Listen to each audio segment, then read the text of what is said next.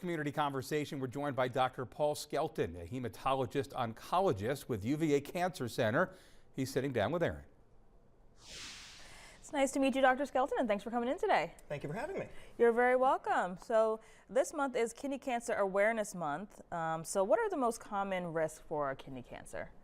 So some of the most common risk factors for kidney cancer: cigarette smoking, obesity, high blood pressure, also certain occupational exposures to toxins or chemicals, as well as a family history of kidney cancer with some hereditary syndromes.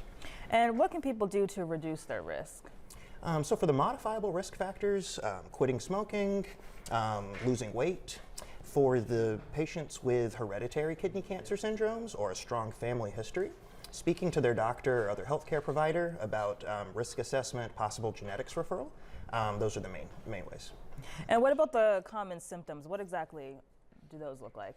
So the symptoms can be quite variable. Most of the kidney cancers we see can be incidentally detected on imaging for another reason.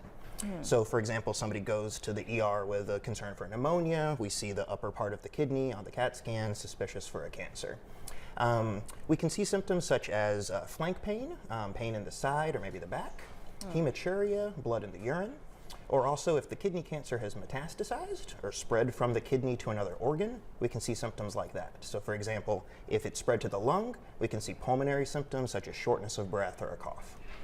And what treatment options are available at UVA Cancer Center? So treatment options depend on the stage of the disease.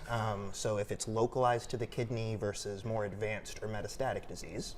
We have a multidisciplinary team at UVA with medical oncologists such as myself, radiation oncologists, surgical or urology colleagues, as well as radiologists and pathologists to discuss certain cases at tumor boards.